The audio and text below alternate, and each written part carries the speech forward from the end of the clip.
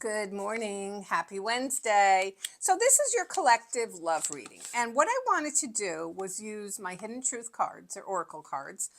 As most of you know me, I'm not a big fan of oracles. Sometimes I use them with tarot cards. So, let's see what they say. But I wanted to find out if the person on your mind wanted to say something to you, what would they say? That's a mouthful. What would they say to you? Okay. And then we'll piece the story together. Again, this is for the collective. Just being near you is intoxicating. So I feel like whoever is on your mind at some point, and still to this day, there's definitely that sexual chemistry that's between the two of you. And I also feel like they may not be getting that with the person they're with. So because they're not getting that with the person they're with, it kind of pushes them to think about you more. So it just intensifies that chemistry the two of you had. Because I feel like this person could have left too to kind of, and thought really kind of smugly, I can get that. I can recapture that. I'll have that with the next person. Only to find out that they don't, that it fell really short and they're missing out because now they know they're missing out because they have a certain relationship that may work in some areas, but doesn't give them the chemistry that they had with you. And they know that they don't want to live forever without that because forever is a long time. Because they probably even said to themselves, I bet you I can live without it. But I think they're finding over time that they can't. You were the best thing in my life. And you know what? I feel like they have a huge ego and they're very stubborn, this person. So for them to admit that to you is very difficult for them. Okay. They didn't like the idea that they felt vulnerable. First day with my new tongue. That they felt vulnerable with you. They didn't like that. There's not too many people who made them feel that way.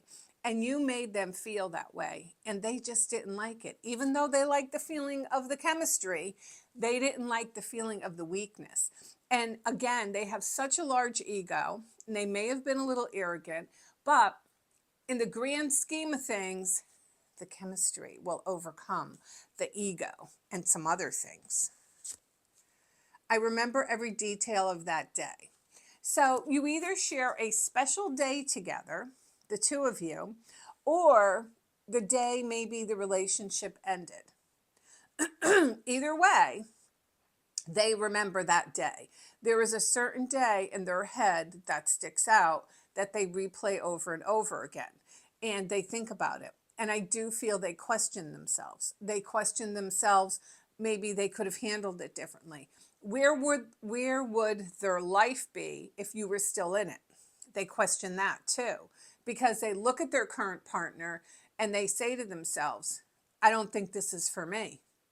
But I feel too, they may have come together with that current partner when they were in, going through a bad time, dark night of the soul, when they really didn't have their head or their wits about them.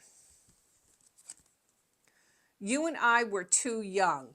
I don't know chronologically if that was it, but I feel like for a lot of you, they could have been new at relationships. So maybe they were married and they got divorced, or they just were out of something new. Because I feel the youth came into inexperience in relationships. I feel like they were very immature when it came to relationships. And that was a lot of on them, but it's also their partners that they had dealt with. I wonder if you are happy without me. So I feel like they may stalk you and then they stop, but then they start again. They're trying to put some pieces together of a puzzle, and they're really wondering if you're happy because they want to know. I guess they would want to know if you're unhappy, because they want to know if you miss them. Okay, if that makes sense. They're looking to see if you miss them. Only you know if you miss them.